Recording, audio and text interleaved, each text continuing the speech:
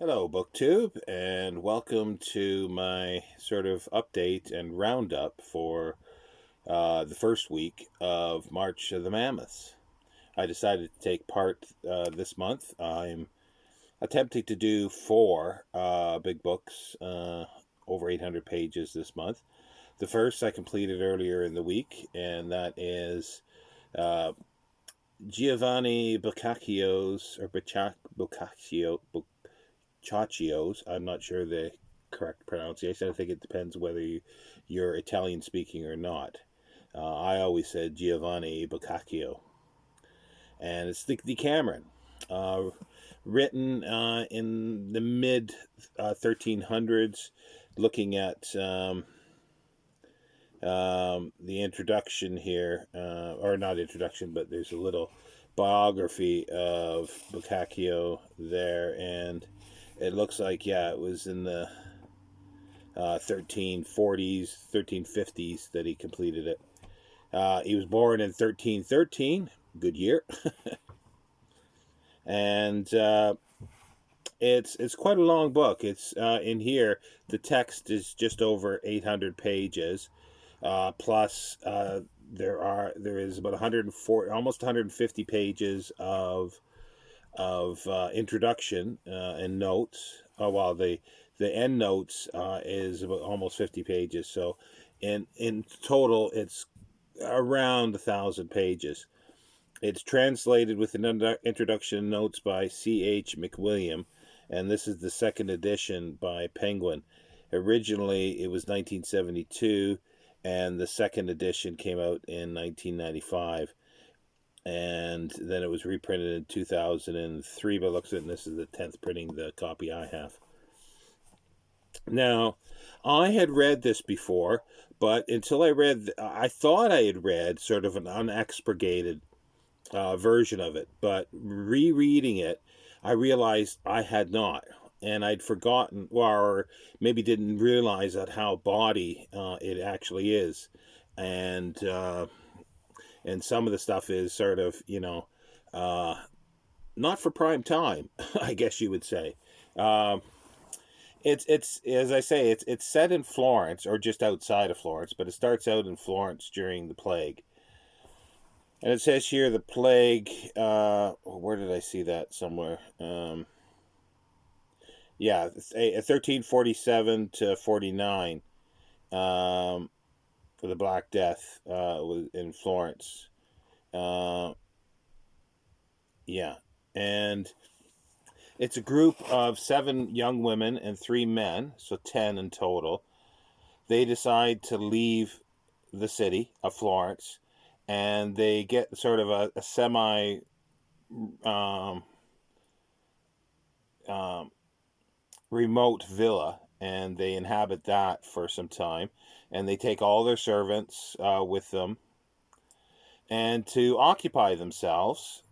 First of all, they sort of anoint one person as king or queen, and happens to be queen, the first one, sort of to tell, to sort of say, well, this is what we're going to do, and that kind of thing, for the days, and where we're going to eat, and what times.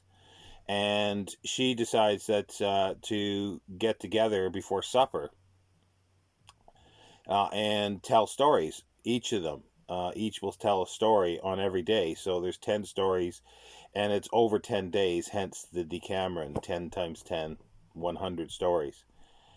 They don't do it every single day. They take Friday and Saturday off, and then resume on Sunday. Uh, and the top, it's usually a topic that the um, like the first queen says, okay, we'll meet tomorrow, and we'll have our story, and this is the theme. And it can be sort of most of the stories are sort of relationships between men and women, for the most part. Like that's 90 some percent of them are variations on that theme, whether men you know um, sleeping around with other women, or women doing the same with men and having a stupid husband and sort of hoodwinking him, and not so he doesn't know what's going on even though it's right in front of him, and that kind of thing in these stories. A lot of the stories have to do with sort of merchants as well, it seems, and they can get pretty brutal at times. It's sort of pretty clear that I've heard people, like I've known some people that have read this and hated it because of the treatment of women in here. Yes, but you got to remember when you read books like this that the past is a foreign country. They do things differently there, and it's not just women that are treated like, it's pretty clear throughout this. It's poor people, servants. They're all treated badly. Period.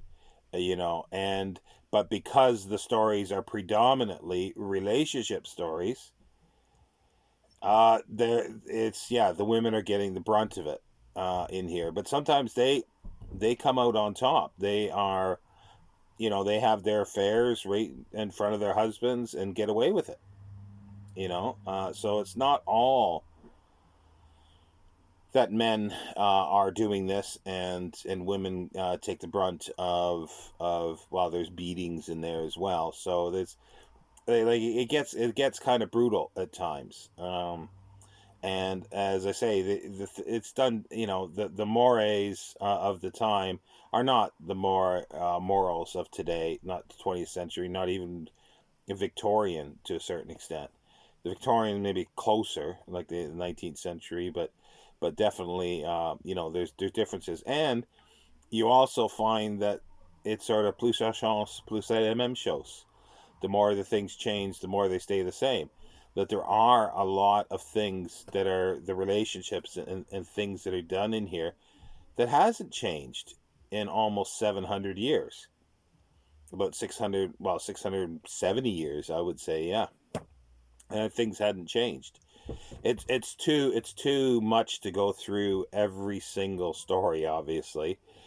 They range from literally a couple pages to a handful, like I think less than five that are like 20 pages, and maybe a couple, one or two that are more than 20 pages long.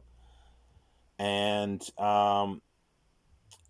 it's a book that I read it. Well, like when I was reading it, I was reading it pretty constantly. So it actually, I was reading it like most of the day when my reading day. That might be a little too much a way of doing this. It's I think like if I might reread it again someday, like in this translation or a different one. I thought I had read this translation before because I used to have this translation in a Penguin. But after reading this, I realized no, I never read that edition. I read something else, and I remember it was from a library, so uh, memory is clouded as to which one it was. Because there's some pretty salacious stuff in here, to put it mildly. But the way I would see, well, it's up to you. Like you started out in reading it because it starts out with the framework of description of the Black Death in Florence, um, and it's not really like apparently his description is based on a plague that was earlier, and things that were happening from descriptions prior, and not that current plague. But I don't think there'd be a huge lot of difference. The plague's the plague. People are catch it and die, in vast numbers, and very um, contagious as well. So the way I would the way I would read it my next time, if I do read it another time, I'd read the let's forget about the introduction, like this massive introduction, which I haven't read yet. I'm going to read that before I do my book to film. because I just thought I'll save a little bit of time and not read the 140-page introduction. But anyway, the way that I would read it would be I would do it like they do it there. I would read one story a day before I eat in the evening or after. So you'd read because each day, like it starts each day, and then the narrator, which is the writer, reflects a little bit about what was said, and then that the next person is nominated to be queen or king, and then they go into saying that what the theme is for tomorrow for the stories, and then say, well, let's eat, let's do whatever, sing, and they always have a song after, and then they eat, and then they may do a few other things, and then go to bed, then have breakfast the next day, and they say what time they're going to have breakfast and all this kind of thing. That's all sort of laid out the day before. And but each story, once the story is done, again, the narrator, the author, will have a little paragraph, a lot of times commenting on the reaction to the story. It's usually a small little paragraph, and then the next person who is set to tell a story starts, and then makes sometimes comments on the previous story, and says, and they couch it, and like it's all sort of framed around that. Oh, who these people are, and you've heard of these people, and this is the story behind it, type thing. And there's stuff that travels. It's not just in Florence. It's Italy, Egypt, the Levant, the Holy Land, everywhere basically. The stories can take shape. So there's travelers and merchants as well, and money comes into things a lot here as well. So that's the framework. So that's why I say, like, I'd read the introduction, and then of the stories, and then read the one story, and then just do that. Obviously it would take you 100 days to do it, but it's a nice leisurely way to do this, and to ponder, and to look closely at the notes, because there are the people that they name are sort of pseudonyms at times for um, real people that were alive at the time, and referring to. So, and also too, because of the way it's set up, 7 women and 3 men. It's been alluded to that, not so much in here, but I remember seeing it somewhere. Maybe because I started reading the introduction, maybe it's in the introduction, because I sort of scanned through it to see what I was missing if I didn't do it. And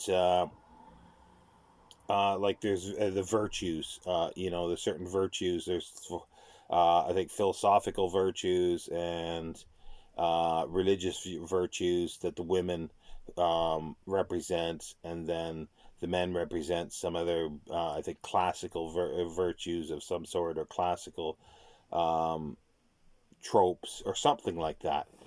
And So yeah, so there's all that kind of stuff, and that's where, if you read the one day, you spend maybe half an hour. Like, that's all it would take, it'd be half an hour. I mean, maybe even an hour, if you spent time on that. You read the story, you look at the notes.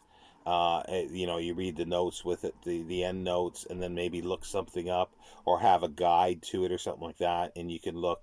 And that would be a fun way to do it. Like, just spend a little time every day to do that. But anyway, I'm digressing here. But yeah, I did thoroughly enjoy this. So I would say this is a good book, and it's worth your time to read. You just got to keep in mind that you can't. It would, like with anything, you can't just come into it with a mindset of current mores, and eyesight, for right and wrong, and then just go, oh, this is wrong, this is bad. Uh, it may very well be, but you've got to, you can learn something. And the other thing is too, as I say, you will find, at least I have found, that as much as things have changed, there's still a lot of things that haven't changed. Um, for a lot of things. So that's where it's interesting, because we're talking like 670 years ago, give or take. And it's not like reading a book that was written, in the Second World War period, or the early 20th century, or Victorian literature, or Georgian literature. It's further back than that, but there's a lot that is comparable to those and comparable to today. So yeah, so there's my first March of the Mammoths, and my next one I'm going to be reading. So hopefully I'll be back next Saturday with a brief discussion of Charles Dickens's Bleak House. This I have read. I have read this before. Um, so there's no problem for saying that it's a different translation. And thankfully, the introduction is a lot shorter in this one. I like introductions, but 150 pages is a lot. That's for sure. You don't really need much else if you want and the explanatory notes are really good in here as well. So I would recommend this one. I am by no means an expert in the translations of these. I'm sure there's more academic translations than the Penguin, but that's the great thing about Penguin. They are scholarly, or for the most part, scholarly, but not academic, and there's a difference. See you next time, BookTube.